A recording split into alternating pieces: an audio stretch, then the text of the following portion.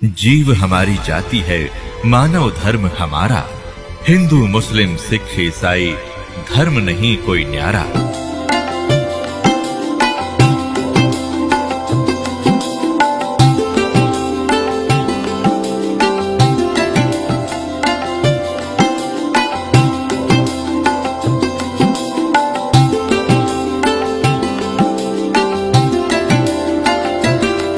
तो पुण्यात्माओं, एक समय एक सर्वानंद नाम के ब्राह्मण थे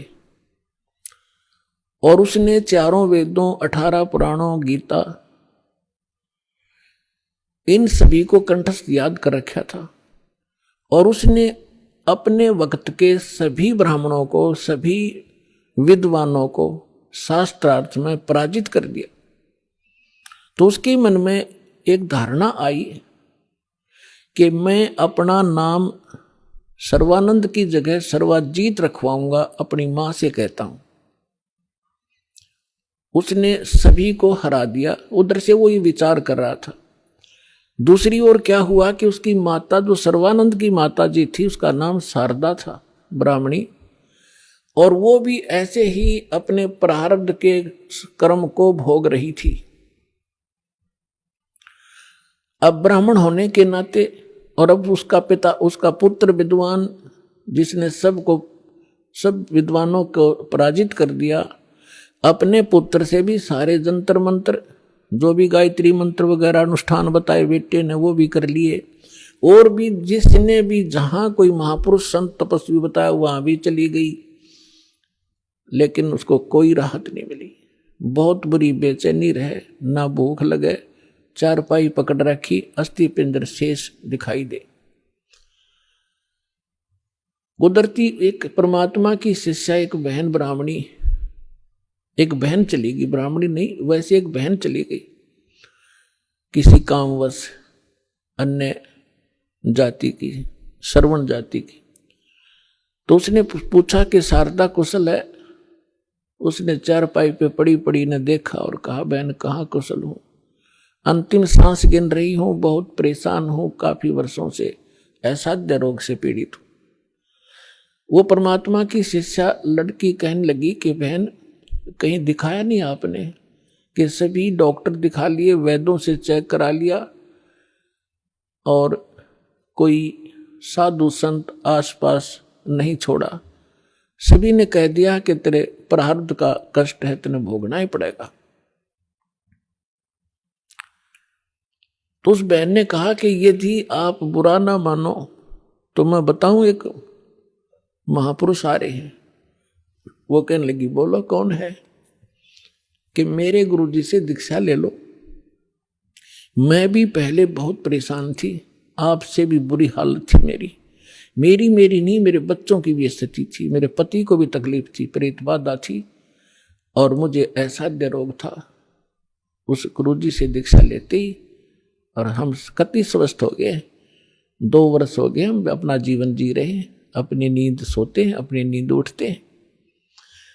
तो बैठ गई शारदा कि भाई आज कुछ आशा की चिंगारी नजर आ रही है। तो उसने पूछा, कौन है आपके गुरुजी, मुझे बताओ। तो उस बहन ने बताया कि कबीर नाम है उनका, और जुल्हा कॉलोनी में रहते हैं। कहने लगी, वे मैं तो जुल्हा धाणक है। वो कहाँ जुल्हा है, धाणक है। उल्टी लेट गई नो की नो चारपाई पे। नहीं, हम ब्राह्मण है और वो एक धाणक, इज्जत का नाश हो जा, मैं नाम नहीं लूं। तो उस बहन ने बहुत कहा कि देखो, हमने ज्ञान सुना उस परमेश्वर का। आज आप ब्राह्मणी हो और मृत्यु के बाद आप अन्य जाति में भी तो जन्म ले सकते हो, आप पशु योनि में भी तो जाओगे, तब कहां जाएगी या जाति तेरी? तो कहने लगी, बहन तू जा, बस फालतू बात ना करे, इससे अच्छा तो मौत ताजा वो अच्छा है। तो पुण्यात्माओं, परमात्मा कहते हैं, राज तजना सहज है, सहज तरिया का ने, और मान बढ़ाई ईर्षा, ये दुर्लभ तजना। ये वह चली गई। कुछ दिनों के बाद वो ब्राह्मण जो परमात्मा की शरण में आके स्वस्थ हुआ था, पुण्यात्माओं, आप तो बालक हो, दास उस भगवान से परिचित है। आपके लिए जो परमात्मा भटक रहा है ना, आप तो एक अबोध बालक की तरह जिधर मुंह हो गया उधर चल पड़ते हो, और वो माता पिता पीछे पीछे भाग्या कर खड्डे में गिरेगा, यू उठा लूं भाग कर बालक को। आज आप इतने बच्चे हो इस भगवान के मार्ग में और इस अपने अध्यात्म मार्ग के अंदर। कबीर साहब कहते हैं, मैं रोवे तू सृष्टि को और यह सृष्टि रोवे मोहे। गरीबदास जी कह रहे हैं, परमात्मा से परिचित ज्ञान के आधार से भगवान की वाणी बता रहे महिमा। गरीबदास इस वियोग को समझ नहीं सकता कोई। सो चल छिदर मैं करूं अपने जन के काज। जिस प्यारी आत्मा को शरण में लेना है ना जाने के कारण बना होगा उसके लिए। तो वो ब्राह्मण चला गया कि वो निकटतम नाती भी था उनका। पहले दूर देश से आना जाना महीने में नहीं होता था, 6 महीनों में 2 1 वर्ष बीत जाता था रिश्तेदारियों में आने जाने में। तो वो ब्राह्मण उसी काशी शहर के आसपास कोई गांव था उसका रहने वाला था, और शारदा बनारस में काशी में रहा करती थी। तो एक दिन वो किसी कामवश शहर में आया था, तो उसने सोचा चल रिश्तेदार के घर चलते। जब वहां पहुंचा तो शारदा घर अपने उसी तरह उसी स्थिति में थी। राम रमी करी, नमस्कार हुआ, कुशल मंगल पूछा। तो शारदा ने अपना सारा दुखड़ा रोया कि मैं बहुत दुखी हूं, बहुत बुरा हाल है मेरा, मैं तो अंतिम सांस गिन रही हूं। तब उस ब्राह्मण ने कहा कि आप हमारे गुरुजी से दीक्षा ले लो, आप स्वस्थ हो जाओगे। और मेरी हालत का आपको पता ही है, क्या स्थिति थी मेरी। हाँ, आपकी तो बहुत बुरा हाल था, सारा परिवार दुखी था, और आप कैसे स्वस्थ हुए कि हम उस परमात्मा आए हैं पृथ्वी पर। शारदा तेरा यकीन होइयो चाहे ना होइयो। और हमारी जो दुर्दशा थी देखने जोगी थी, रिश्तेदार भी नफरत करने लग गए थे, और उनकी कृपा से आज सारे बच्चे स्वस्थ हैं और हम स्वस्थ हैं। 4 वर्ष हो गए मैंने उनसे उपदेश लिए। मेरा तो बुरा ऐसा दुखी शायद पृथ्वी पर कोई प्राणी नहीं होगा जैसा मैं था।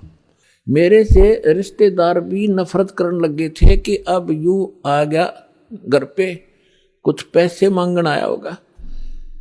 तो ऐसी दशा होगी थी मेरी, और अब वो रिश्तेदार मुझसे उधारे ले जाते हैं। तो शारदा ने सोची, हे भगवान बड़ी दया करी, देख यू तो ब्राह्मण है, इसने तो गुरु कोई बढ़िया बना रखा होगा, ऊंच जाति का ब्राह्मण ही बना रखा होगा। तो फिर बैठ गई चारपाई पे। तो उसने कहा कि फिर ठीक है, बताओ मुझे आपका गुरुजी कौन है, क्या नाम है उनका, कहाँ रहते हैं। मेरे पूज्य गुरुदेव जी का नाम है कबीर। उसके वो फिर अक्सर खटक गया, कबीर वो धानक, वो नीरू का। कहाँ? वो ब्राह्मण बोला कहाँ, वही है, यस।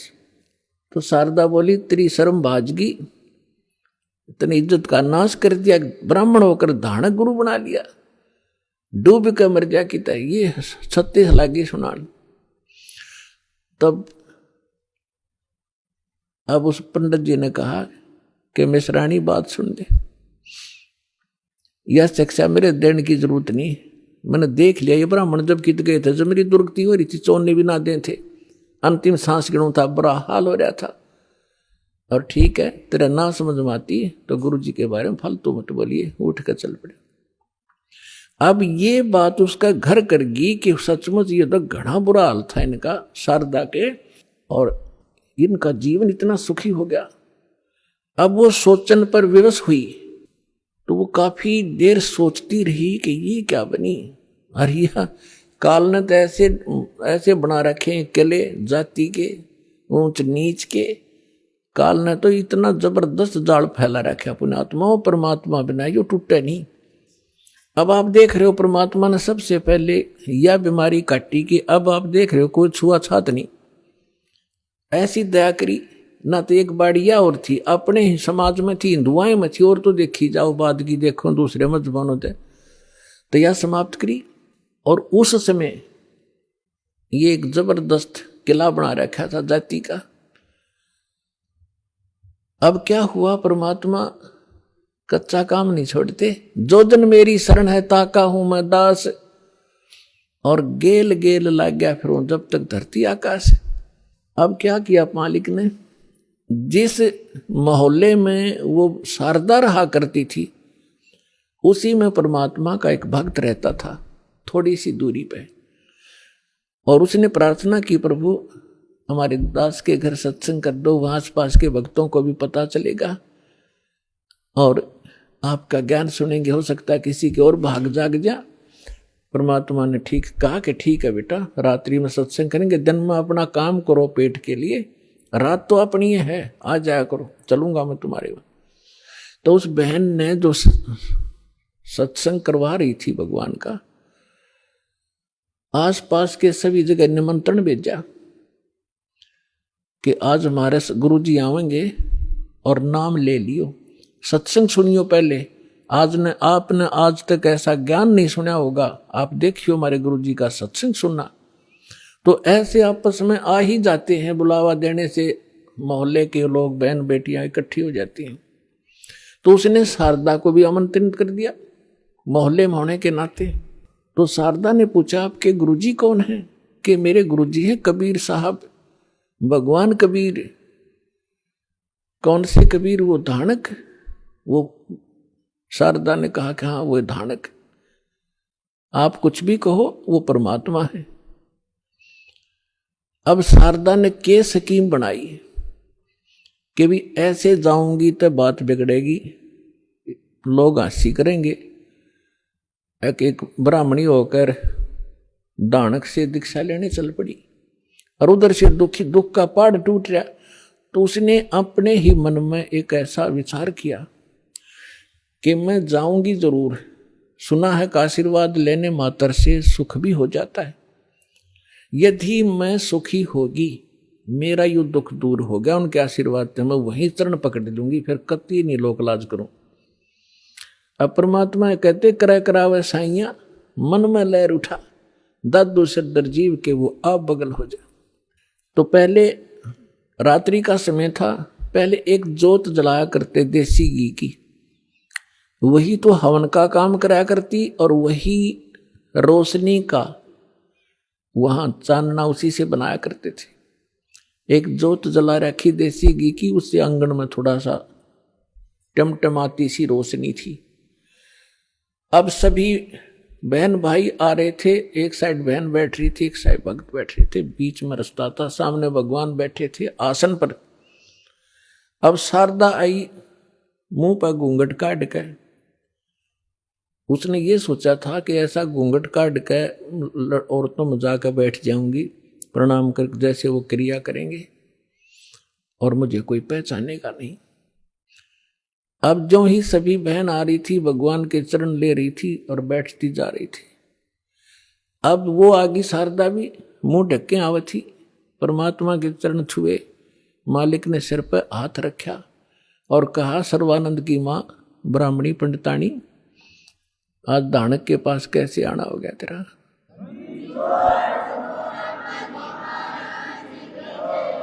और परमात्मा ने हाथ रख के उठाया भी नहीं था, उसका सारा रोग, जो कष्ट था, जो संकट था, वो कति स्वस्थ होगी जैसे दुख कदे था ही नहीं। और ऊपर से परमात्मा ने कहा कि कैसे आगे सर्वानंद की माँ तू, एक दानक से क्या कहेंगे तेरे को, जो पंडित लोग जात से घेरेंगे।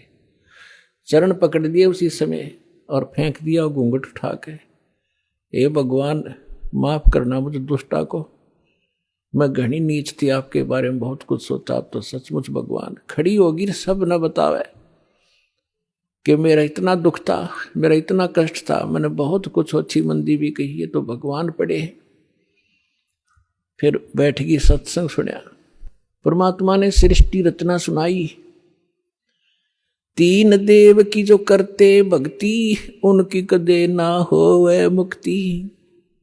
गुण तीनों की भक्ति में ये भूल पड़ो संसारे, कह कबीर निज नाम बिना कैसे उतरो पारे। अब शारदा को जितना ज्ञान था राम और कृष्ण, विष्णु और शंकर का, ब्रह्मा जी को तो हम भक्ति करते ही नहीं थे। श्री विष्णु जी और भगवान शंकर की तो हम खूब भक्ति कराया करते। अब सारी सृष्टि रचना सुनाई और ऐसा दुख टल गया उस समय तक सारी स्वीकार करे, चीना तो अग्रम मग्रम भी करे, वो थोड़े बहुत हुआ। तो वो भी मालिक ने पहले उसका समाधान कर दिया और सारी सुने थी, सारी हृदय में समावे थी। लगातार उसने आसपास जहां भी सत्संग परमात्मा का होता था वह सारे जान लगी और उसको काफी ज्ञान हो गया। एक दिन क्या हुआ, उसका लड़का जो सर्वानंद था उसने अपनी मां से कहा कि मां, मैंने इस आसपास के सभी विद्वानों को शास्त्रार्थ में पराजित कर दिया है, अब मैं चाहता हूं कि मेरा नाम सर्वानंद से बदलकर आप सर्वाजीत रख दो। तो मां ने कहा कि बेटा, नाम अच्छी बात है, तेने विद्वानों को जीत लिया, बड़ी अच्छी बात है, लेकिन सर्वानंद भी तो अच्छा नाम है, इसमें क्या दिक्कत है। तो उसने कहा माता जी ऐसा है ना, अब सबको अपने आप पता लग जाएगा कि इसने सबको पराजित कर दिया, सब पर विजय प्राप्त कर लिया, इसलिए मैं अपना नाम सर्वजीत रखवाना चाहता हूं। उसकी मां बोली बेटा ठीक है, नाम तेरा बदल दूंगी, लेकिन एक विद्वान और है, उसने पराजित और कर दे। तो वो कहने लगा बताओ बताओ कौन है।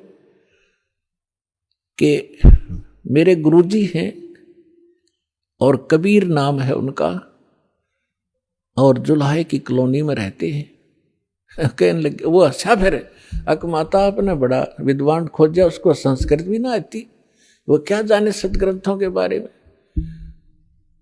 और उसकी माँ बोली बेटा देख ले, यदि मेरे से तेना नाम बदलवाना है तो उस विद्वान को तेने पराजित करवाना पड़ेगा, करना पड़ेगा, ऐसे नहीं मानूंगी। उससे लिखवा के लाना और उनका अंगूठा लुआ के लाना, एक दो गवाह भी हो साथ में। अब सर्वानंद तो चल पड़ा, मां का आदेश पाते ही चलता हूं। अब जून का महीना, उत्तर प्रदेश, खड़ी धूप पड़े, उधर से परमात्मा कबीर जी की एक मुंह बोली बेटी थी कमाली, वो एक मृतक जीवित की थी किसी शर्त पे, किसी कारण से, किसी सर्कमस्टांस के से। और वो लड़की फिर अपने पिता को छोड़कर परमेश्वर के साथ, अपने वास्तविक पिता के साथ रहा करती थी, युवा हो गई थी। तो वो लड़की दोपहर के समय कुएं पर जल लेने गई हुई थी मटका भरण खातिर। उधर से सर्वानंद जी आ गया, एक बैल के ऊपर सारे सदग्रंथ रखा करता, गीता, 18 पुराण, 4 वेद, श्रीमद् भगवद गीता और 6 शास्त्र। बैल के ऊपर जैसे गधे पर बोरा डाल लिया करें, ऐसे बोरा डाल के उनमें रखा करता था, सुंदर कपड़े लपेट के। उस बैल को लिए हुए आ रहा था। अब जुलाहों की कॉलोनी में, और उस समय पंडित जी आचार्य, वो भी सा विद्वान सुप्रसिद्ध, तो सभी ऐसे देख रहे थे जैसे पहले गांव में हाथी आ जाता, सारे गांव निकल कर आ जाया करता, हाथी देखेंगे, ऊपर चढ़ चढ़ कर मकानों पर देखा करते थे। तो सभी देख रहे हैं कि ब्राह्मण कैसे आ गया हमारी कॉलोनी में। अब देखो लीला दाता की, उसको इतनी भयंकर प्यास लगा दी, उसकी आंखों में प्राण आ गए सर्वानंद के, और सामने वाली लड़की पानी पर लग रही। उसके पास आकर कहा कि ये लड़की जल्दी पानी पिला बेटी, मेरे प्राण निकलने जा रहे हैं। तो लड़की ने बाल्टी उसके कर दी, ले पी लो। उन्हें अपना करमंडल ले रहा था, उसमें डालकर गट गट पी लिया। अब उसने देखा कोई देख तो नहीं रहा तुझे, कितने दानकों के जुलाहों की कॉलोनी कुएं का पानी पी लिया। कोई देख तो, सब देख रहे थे, सब चारों तरफ देख रहे थे।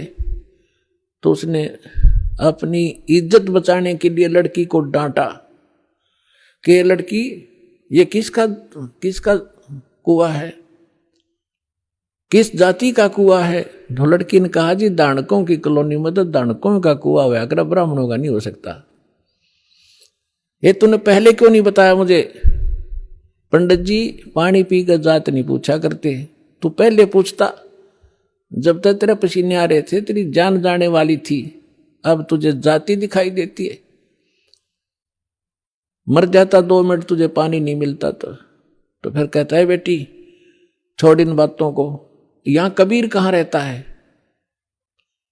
तो लड़की ने कहा कि कबीर का घर शिखर में सतलोक में रहता हो, झांस ले ली गैल और पाँव न टेके पपील के, तू पंडित लाद रहा बैल। लड़की ने कहा कि तुझे कबीर चाहिए, वो कबीर सतलोक में रहता है गगन में, और जहां तो चिट्टी का पैर नहीं टिक सकता, तू इन पोथियों से जाएगा वहां कबीर से मिलने। तो कहने लगा ए लड़की गणी ना बोला है, यूं बता यहाँ कहाँ रहता है इस कॉलोनी में वो? लड़की बोली आ जाओ मेरे पीछे पीछे, मैं उन्हीं की बेटी हूं। अब लड़की मटका उठा के चल पड़ी, सर्वानंद बैल आके पीछे पीछे। लड़की थोड़ी आगे चली गई और जाकर कहा पिताजी एक ब्राह्मण आवा है, सारे पोथे लिए, आपको पूछ रहा है, आपके साथ अवश्य कोई वाद विवाद करेगा। परमात्मा ने कहा बेटा कोई बात नहीं, ज्ञान की चर्चा तो होनी चाहिए, अच्छी बात है, उसको बुला लो अंदर। वह लड़की बाहर आई और कहा सर्व आओ जी, आ जाओ पिताजी अंदर हैं, आ जाओ। तो सर्वानंद बाहर खड़ा हो गया और कहा ले लड़की ये मेरा लोटा ले जा, पानी का भरवा दिया कि एक पानी का मेरा लोटा भर दे। बाहर खड़ा खड़ा लड़की ने पानी का लोटा भर दिया और कहा इस लोटे को जाके कबीर को दे दे और इसका क्या उत्तर दे फिर मुझे बताना बाहर आकर के। अब लड़की उस लेकर उस लोटे को भरे हुए को और धीरे धीरे परमात्मा के पास गई और कहा पिताजी एक वो ब्राह्मण युग ने ऐसे ऐसे कहा है कि ये लोटा दिया है, कहा कि इसका उत्तर दे वो मुझे बताना इस जल को। और इतना भर दिया कि वो पानी लबालब भरा हुआ था उस लोटे के ऊपर तक, उसमें जरा सा भी पानी डाल दे तो बाहर जावे, इतना फुल भर के दे दी। परमात्मा बोला ठीक से बेटी। परमेश्वर ने एक बड़ी सुई थी, वह सुई उठा के लोहे की और उस लोटे में डाल दी, कुछ पानी बाहर निकल गया और कहा जा सर्वानंद को दे दे बेटा। वह लड़की वापस आई धीरे धीरे, अकलो पंडित जी। सर्वानंद ने पूछा क्या उत्तर दिया तेरे पिता ने? कि बोले कुछ नहीं, इसमें एक सुई डाल दी और आप पूछ लो इन्होंने क्या मतलब है इसका। तो अंदर आया सर्वानंद। सर्वानंद ने पूछा कि कबीर आपने मेरे प्रश्न का क्या उत्तर दिया? परमेश्वर ने पूछा आपका प्रश्न क्या था? मेरा प्रश्न ये था, ये संकेत था, पानी के लोटे को फुल भर के आपके पास इसलिए भेजा था कि मैं ज्ञान से परिपूर्ण हूं और मैंने सभी आसपास के विद्वानों को पराजित कर दिया है। मैंने अपनी मां से सर्वाजीत नाम रखवाना है और उसने ये शर्त रखी है कि मैं आपसे शास्त्रार्थ करूं और आपको विजय पाऊं आपसे, तब वो मेरा नाम रखेगी। मैंने आपको ये संकेत दिया है कि मैं ज्ञान से ऐसे फुल हूं जैसे लोटा फुल था। यदि मुझे कोई ज्ञान शिक्षा देगा तो मेरे अंदर समाएगा नहीं, वो इस लोटे में अगर कोई और जल डालेगा वो बाहर ही जाएगा, इसमें जगह नहीं। अब आप बताओ आपका क्या उत्तर था? परमात्मा बोले मैंने इसमें एक लोहे की सुई डाली है। मेरा ये संकेत है कि मेरा ऐसा ज्ञान है, ऐसा भारी ज्ञान है, ऐसा गुरु ज्ञान है कि जैसे मेरी सुई तेरी लोटे की तली में जाकर टिकेगी और तेरा पानी बाहर निकल गया।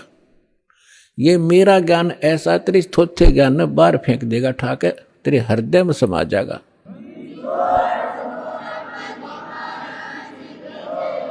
और ज्ञान सब ज्ञानड़ी, कबीर ज्ञान सो ज्ञान, जैसे गोला तोब का वही करता चले मैदान।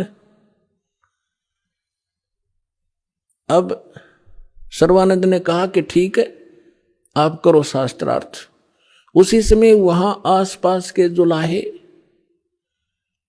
और उनकी गोष्ठी सुनने के लिए आकर बैठ के, वो बेचारे भोले भाले अनएजुकेटेड सामने बैठ के। सर्वानंद ने कहा कि कबीर बोल क्या प्रश्न करेगा। परमेश्वर ने कहा कि कौन ब्रह्मा का पिता है, कौन विष्णु की माँ, शंकर का दादा कौन है, पंडित जी दियो बता। ब्रह्मा विष्णु महेश के माता पिता कौन है, इनका दादा कौन है। अब सर्वानंद की बुद्धि तो वहीं टिकी हुई थी, ये सर्वेश्वर है, महेश्वर है, इनके कोई माता पिता नहीं है। आप ऐसे ही कह रहे हो, इनके कोई माता पिता नहीं। अब परमेश्वर ने कहा कि आप देवी भागवत 3रा स्कंद निकालो, और उसमें ये स्वयं स्वीकार करते हैं। देखिएगा श्री देवी भागवत यानी देवी पुराण, सचित्र मोटा टाइप, गीता प्रेस गोरखपुर से प्रकाशित है।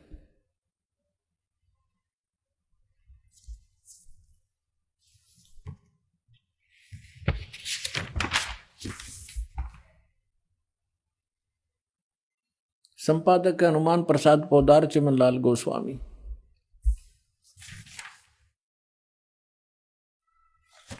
और ये गीता प्रेस गोरखपुर से प्रकाशित है। इसके 123 पृष्ठ पर देखिएगा।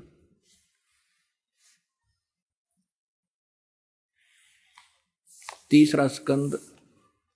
विष्णु भगवान विष्णु जी अपनी माता दुर्गा की स्तुति करते हुए कहते हैं, तुम शुद्ध स्वरूपा हो, ये सारा संसार तुम इसे उद्भासित हो रहा है। मैं ब्रह्मा और शंकर हम सभी तुम्हारी कृपा से विद्यमान हैं।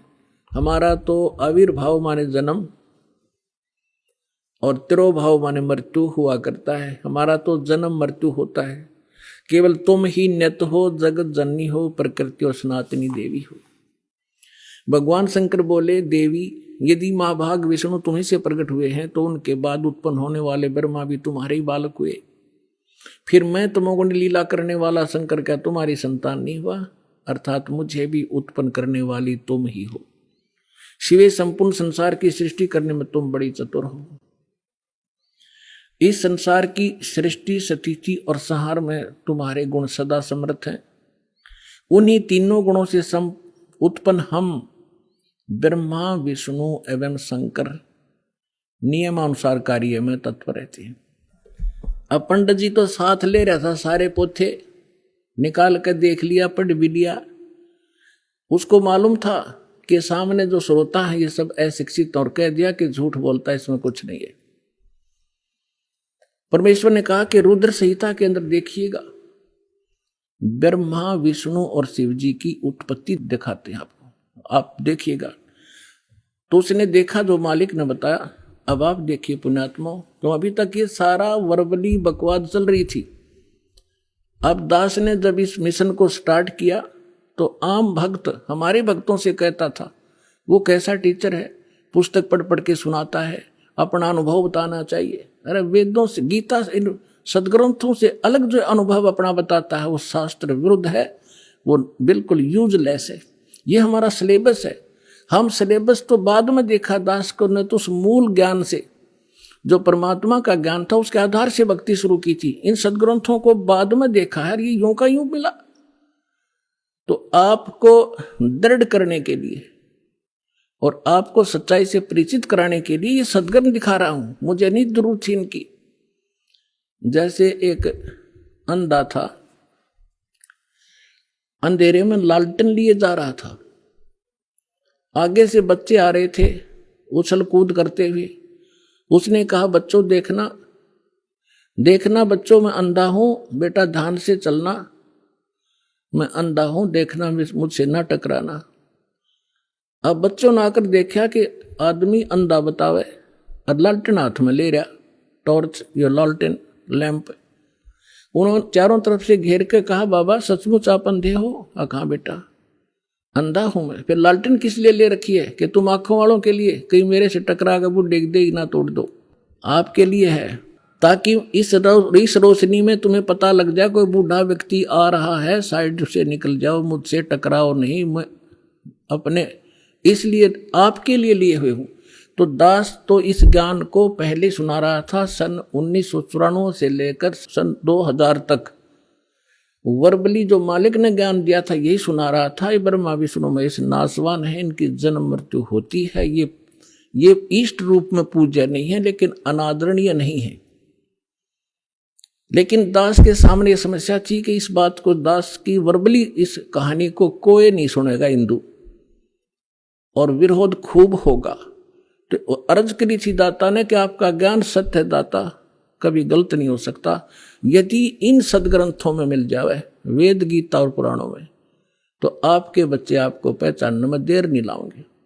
ऐसी प्रेरणा की परमात्मा ने 2001 में गीता उठा के देखी, जो का तू ज्ञान पाया। क्योंकि परमात्मा ने कहा था अपनी वाणी में कि वेद मेरा भेद है, मैं ना मिलूं वेदन के माही, पर जौन वेद से मैं मिलूं वो वेद जानते नहीं। तो इसके आधार से जब सब सदग्रंथ देखे तो जो का तो ज्ञान मिला। ओए होए, तीन देव की जो करते भक्ति, उनकी कदे ना होवे मुक्ति। और परमात्मा कहा करते, धर्मदास ये जग बोराना, कोई न जाने पद निर्वाणा। यही कारण मैं कथा पसारा, जग से कोई ये इकराम नहीं आ रहा। अब मैं तुमसे कहूँ चिताई, तेरे देवन की उत्पत्ति भाई। माँ अष्टंगी पिता निरंजन, ये जमदारुण वंशन अंजन। तीन पुत्र अष्टंगी जाए, ब्रह्मा विष्णु शिव नाम धराए। 600 वर्ष पहले भगवान उस सूक्ष्म वेद में ये अमृत ज्ञान बता गए थे। लेकिन उस समय इतना विरोध किया था इन नकली संतों मंडलेश्वरों ने, परमात्मा के साथ कहर तोले थे। वो सारी लीला धीरे धीरे सुनाएंगे आपको। आज वही ज्ञान हमारे पुराण बता रहे हैं कि ब्रह्मा विष्णु महेश के माता पिता हैं, दुर्गा इनकी माता है, ये ज्योत स्वरूपी निरंजन ये काल इनका पिता है।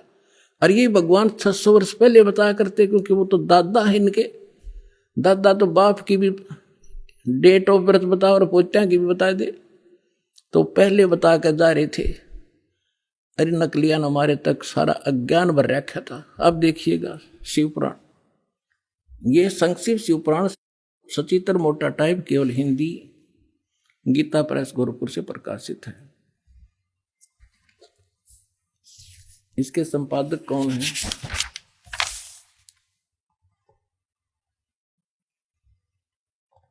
हनुमान प्रसाद पोदार, और ये गीता प्रेस गोरखपुर से प्रकाशित है।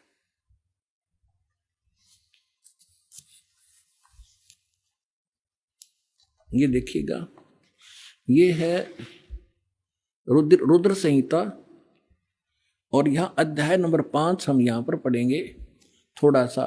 अपने पुत्र नारद की यह बात सुनकर लोक पितामह ब्रह्मा वहाँ इस प्रकार बोले। हमने 98 से प्रारंभ किया है, 98 से 98 से। अब हम 99 पर पढ़ लेंगे, 99 पर। ब्रह्मा जी ने, नारद जी ने ब्रह्मा जी से पूछा था। ब्रह्मा जी कहने लगे, ब्रह्मा जी ने कहा, ब्रह्मन देव शिरोमणे, तुम सदा समस्त जगत के उपकार में लगे रहते हो। तुमने लोगों के हित की कामना से बहुत उत्तम बात पूछी है। जिस समय समस्त चराचर जगत नष्ट हो गया था, सर्वत्र केवल अंधकार ही अंधकार था। न सूर्य दिखाई देता था, न चंद्रमा, अन्य ग्रहों का भी और नक्षत्रों का भी पता नहीं था। उस समय तत् सत ब्रह्म, इस श्रुति में जो सत सुना जाता है एकमात्र वही शेष था। अब हम 100 पृष्ठ पर आगे अपने काम की बात पढ़ेंगे। शिव महापुराण रुद्र संहिता हम पढ़ रहे हैं।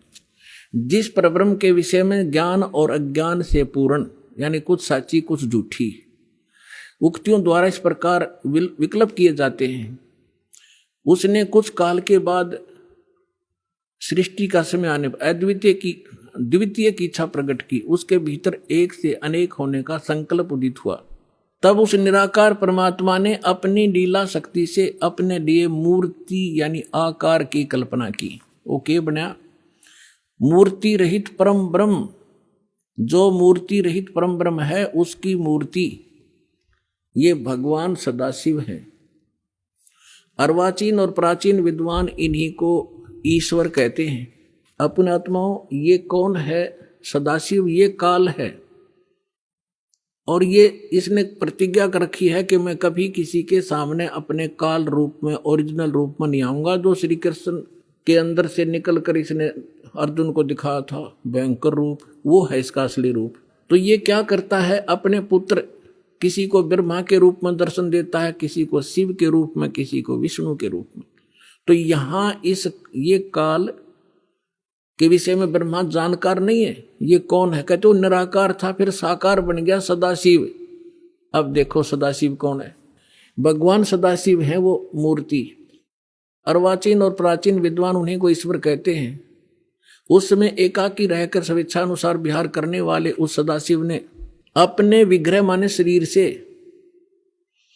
स्वयं ही एक स्वरूप भूता शक्ति यानी दुर्गा की सृष्टि की, एक स्त्री की सृष्टि की, जो उनके अपने श्रेयंग से कभी अलग होने वाली नहीं थी। उस पराशक्ति को प्रधान प्रकृति गुणवती माया बुद्धि तत्वों की जननी तथा विकार रहित बताया गया है। वह शक्ति अंबिका कही गई है। अब ये क्या कह रहा है ब्रह्मा जी? पुण्यात्माओं, अब देखो कमाल की बात है। देवी पुराण के अंदर तीसरे स्कंद में ब्रह्मा जी अपने पुत्र नारद को बताता है कि बेटा, मैं जब उत्पन्न हुआ मैं कमल के फूल पर बैठा था और युवा मेरा शरीर था। मुझे नहीं मालूम मैं किसने उत्पन्न कर दिया, मेरा उत्पत्ति करता कौन है, मैं कुछ नहीं जानता। अब यूं बताओ है उस अपने बाप की उत्पत्ति वो क्यों कर बना? तो ये आप पे कह रहा है कुछ सच्ची कुछ झूठी।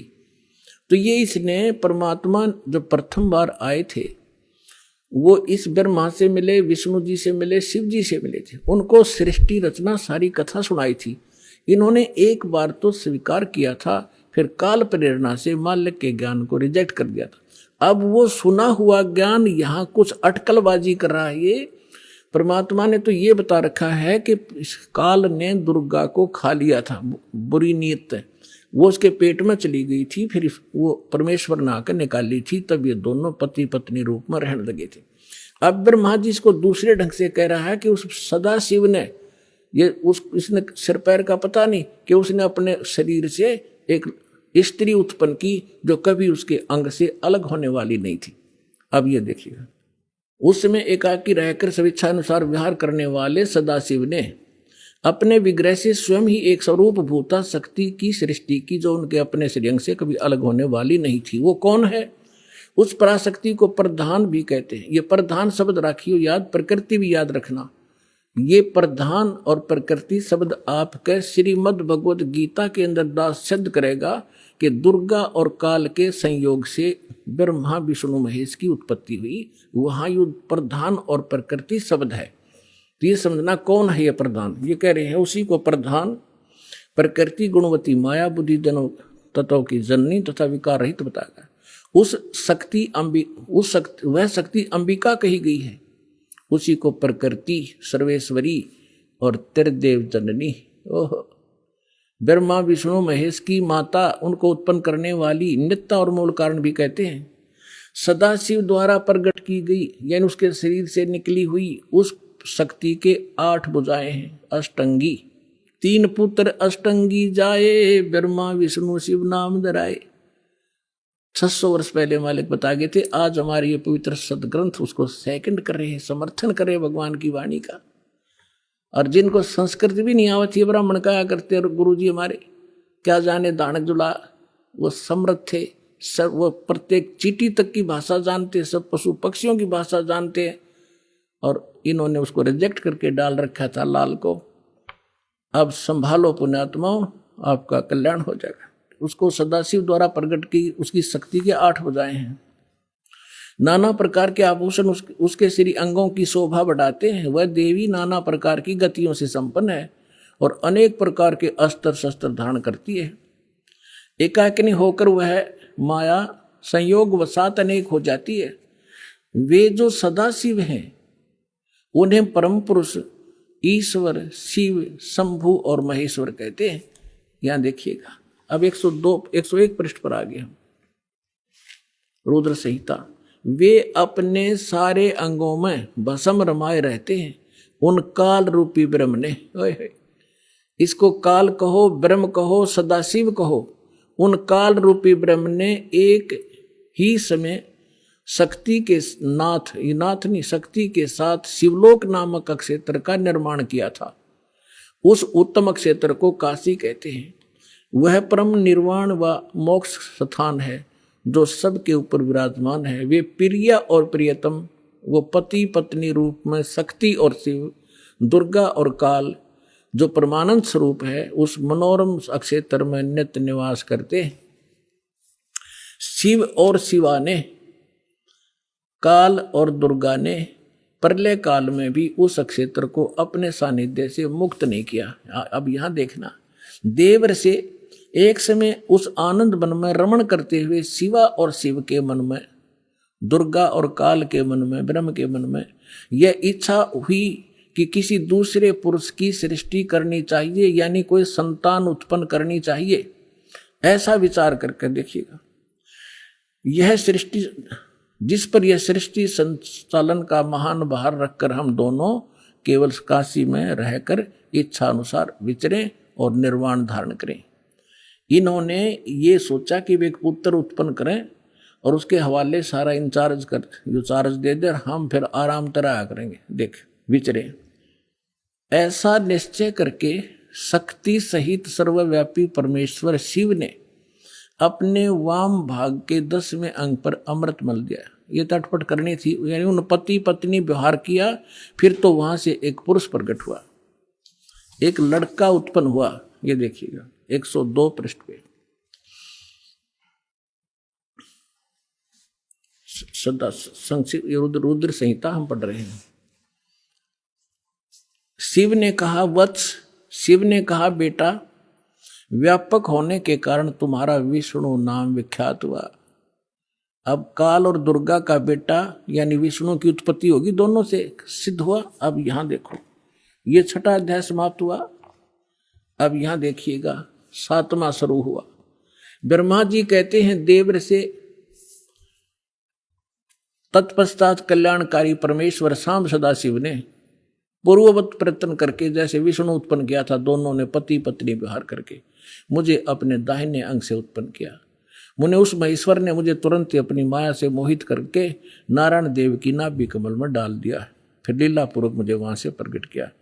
इस प्रकार इस कमल के से उत्पन्न के पुत्र के रूप में मुझे हिरण्यगर्भ का जन्म हुआ। अब ये शिव पुराण का अनुवाद करता विचलित हो गया कि यहां तक, क्योंकि शिव का पुजारी होगा यू, इसने यहां तो कर दिया कि विष्णु और ब्रह्मा की उत्पत्ति तो बता दी क्लियर कि सदाशिव काल रूपी ब्रह्म और दुर्गा, इनसे दोनों की उत्पत्ति होगी। अब यहां विचलित हो गया, ले कहते हैं चोर चुरावे तुमड़ी और गड्ढे पानी में, वो गड्ढे हुआ उपरावन सच्चाई छनी नहीं। अब इन तीनों के पिता हैं ये और सिद्ध करते हैं। ये देखिएगा, इसके 24 पृष्ठ पे आपको दिखाते हैं। ये विद्वेश्वर संहिता है। एक समय क्या होता है, एक समय ब्रह्मा और विष्णु जी का इस बात पर झगड़ा हो गया, युद्ध हो गया। ब्रह्मा जी कहने लगे मैं तेरा बाप विष्णु जी को, विष्णु जी कहने लगे मैं तेरा बाप, तो मेरी नाभि कमल से उत्पन्न हुआ। इन दोनों का झगड़ा हो गया। ये लंबी कहानी फिर बताएंगे। तो इनके पिता ने सोचा ये लड़का मरेंगे, उसने इनके बीच में एक लिंग खड़ा कर दिया, एक तेजो में पिलर, नीचे से बहुत लंबा चौड़ा। ये दोनों युद्ध करना बंद करके उसके और छोर खोजने लगे। तब ये पहुंच गया अपने पुत्र शिव का रूप धारण करके, और फिर इनसे कहने लगा कि तुम ज्ञान देने लगा, समझाने लगा। तो इन्होंने फिर जो प्रश्न उत्तर किए वो सुनाते हैं, देखिएगा, इससे पता चलेगा ये कौन है। ये है विद्वेश्वर संहिता, संक्षिप्त शिव पुराण, और पृष्ठ नंबर 24 पे ये है ब्रह्मा जी और ये है विष्णु जी, ये बीच में इनका एक स्तंभ है। अब हम यहां आ जाते हैं 25 पृष्ठ पे। ब्रह्मा और विष्णु ने पूछा, प्रभो, ब्रह्मा विष्णु फिर उसे वार्ता करने लगे काल से, सृष्टि आदि 5 कर्तों के लक्षण क्या है, ये हम दोनों को बताइए। भगवान शिव बोले, ये काल बोला, काल रूपी ब्रह्म बोला, मेरे कर्तव्यों को समझना अत्यंत गहन है, तथापि मैं कृपा पूर्वक तुम्हें उनके विषय में बता रहा हूं। आगे देखो, हम अपने मतलब की पढ़ लेंगे। ये 26 नंबर पे आ गया। अब ये क्या कह रहा है काल अपने इन ब्रह्मा और विष्णु दोनों को, पुत्रो तुम दोनों ने तपस्या करके प्रसन्न हुए मुझ परमेश्वर से सृष्टि और सतिथि नामक 2 कृत प्राप्त किए। ये दोनों तुम्हें बहुत प्रिय हैं। इसी प्रकार मेरी विभूति स्वरूप रुद्र और महेश्वर ने, ये ने है गलत से मेरे विस्मरण, ने 2 अन्य उत्तम कृत संहार और तिरोभाव मुझसे प्राप्त किए हैं। अब क्या हो गया, 2 थे ब्रह्मा विष्णु और ये महेश्वर और रुद्र, इन चारों का बाप है ये बोलने वाला, जो बस इतना सिद्ध करना चाहता था दास आपको। अब परमात्मा ने बताया कि 3 पुत्र अष्टंगी जाए, ब्रह्मा विष्णु शिव नाम धराए, और 3 देव की जो करते भक्ति, उनकी को देना हो वह मुक्ति। गुण तीनों की भक्ति में ये भूल पड़ो संसारे, कहे कबीर निज नाम बिना कैसे उतरो पार। अब सर्वानंद कहने लगे कि झूठ बोलता है, ऐसा कुछ नहीं लिखा है, क्योंकि ये नकली विद्वान इसी बात का लाभ उठाकर हमारा नाश करने में सक्षम और सफल हुए कि वो संस्कृत भाषा जानते थे और पूरा समाज अशिक्षित था, इनका यूं ये दाव लग रहा था। अब उसने क्या किया कि जो मतलब की बात थी वह छोड़ दी, और उसने जो कंठस्थ याद कर रखे थे श्लोक गीता के, वेदों के, वो संस्कृत बोलने लग गया। काफी देर तक रुका नहीं, डाटा को आध पौन घंटे तक संस्कृत बोलता रहा, संस्कृत बोलता रहा। और वो सामने वाले जितने जुलाहे बैठे थे बेचारे भोले वाले माई बहन बेटी भगत, वह ये भी नहीं समझ पा रहे जो पंडित जी बोल के रहा है। उन्होंने फिर ताड़ी पीट दी, वाह पंडित जी, वाह सर्वानंद, वाह पंडित जी, कमाल कर दिया। अब उनकी प्रशंसा से सर्वानंद विजयी हो गए और परमात्मा पराजित कर दिए। आज तक यह 9 बिजली गिर रही थी बगैर इन इंस्ट्रूमेंट के, जो भगवान ने आज आपको समझाने के लिए बनवाए हैं जीव से। ना जीव बना दिए इंस्ट्रूमेंट, ये पहले यही था। ये मनुष्य 4 युग का इतिहास तो आपके पास है। द्वापर ताई अभी 50 वर्ष से पहले थे, हमने देखे बैलगाड़ी खचड़ खचड़ने घसीटे अंडा करते, काठ के पहिए, काठ की गाड़ी, और उससे पहले एक रेडू में 6 खच्चर जोड़ कर रथ बना कर घसीटे फिरा करते थे। कहाँ गई थी मनुष्य की विधि? ये परमात्मा ने दया बख्शी आपके लिए। और अभी 10 वर्ष से हो रहा है, 12 वर्ष से हो रहा है, ये सब विकास कराया दाता ने, ताकि अपने बच्चों को वर्ड टू वर्ड समझा दूं, ताकि ये पहचान ले मेरे को। और 1 मिनट में जा छोड़ दो इनको सतलोक में, पीछा छुटे यहाँ से।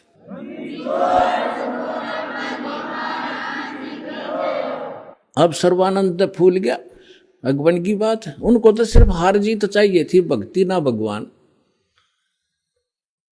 तो परमात्मा बोले भाई ठीक है सर्वानंद, आप जीत के मार गया, अब ठीक है जा तू अपने घर ने।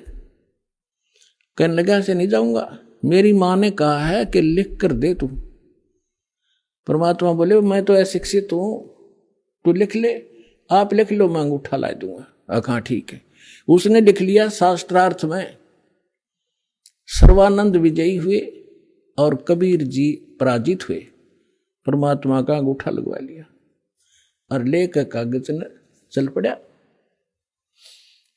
अब वहां जाकर अपनी माँ से, उसकी माँ को, माँ बोली रे भाई आ गया? हाँ आ गया माँ। हो गया तुम्हारा शास्त्रार्थ? हक हो गया। 2 मिनट में हार गया। उसने जाते हार मान ली माँ मेरे से। तो उसकी माता जी ने कहा कि बेटा मैंने जो प्रार्थना की थी आपसे, कुछ लिखवा के लाया तू? हाँ, मैं कच्चा काम थोड़ा ही करता हूं, ये देख। परमात्मा बोली बेटा पढ़ के सुना। अब उसने पढ़ा। शास्त्रार्थ में सर्वानंद हार गया, कबीर साहब विजयी हो गए। उसकी माँ बोली रे तू तो हार का रहा मूर्ख, अब पढ़ने लग रहा। ओहो माता जी, ऐसा है ना, मैं कई दिन से शास्त्रार्थ में लगातार रात्रि में जाग रहा था, गलती से लिखा गया मेरे से उल्ट लिखा गया। अकजा अब के ठीक लिख ले तू। वो दूसरी बार फिर पहुंचा कि कबीर जी ऐसे है, मेरे से लिखने में कोई त्रुटि रह गई है, मेरी माँ नहीं मान रही है, फिर से लिखवाना पड़ेगा। अब फिर लिख लो पंडित जी।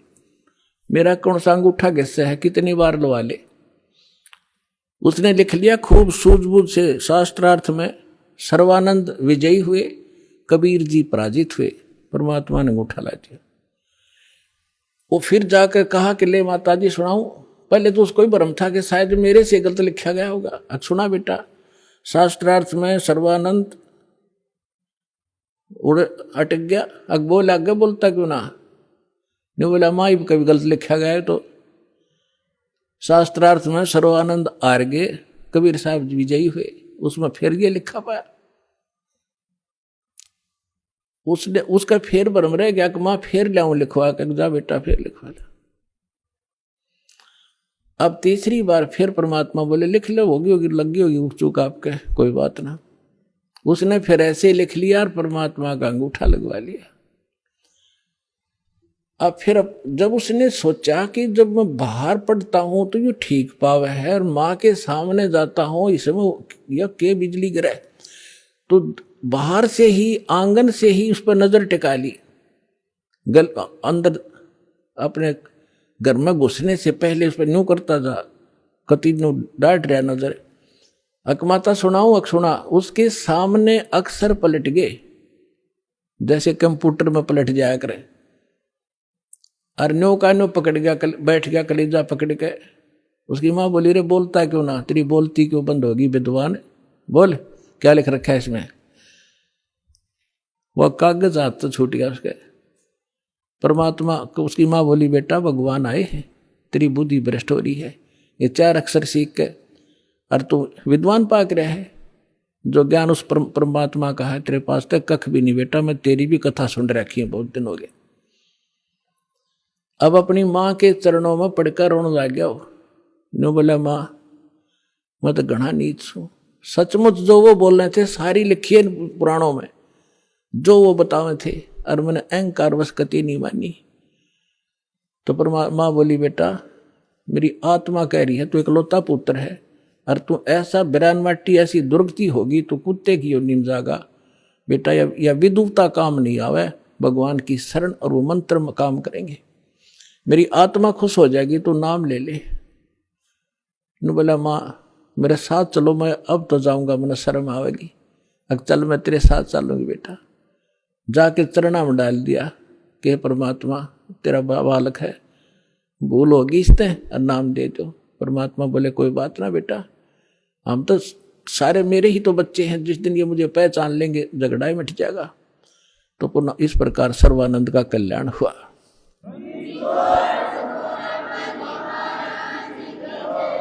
आप सुन रहे थे जगत गुरु तत्वदर्शी संत रामपाल जी महाराज जी के मंगल प्रवचन। अधिक जानकारी के लिए विजिट कीजिए हमारी वेबसाइट www.jagatgururampalji.org। संत रामपाल जी महाराज जी के शुभ आशीर्वाद से पूरे विश्व भर में 500 से भी ज्यादा नाम दीक्षा केंद्र हैं, जिन पर संत रामपाल जी महाराज जी द्वारा ऑनलाइन निशुल्क नाम दीक्षा दी जा रही है। अपने नजदीकी नाम दीक्षा केंद्र का पता करने के लिए संपर्क करें 8222880541।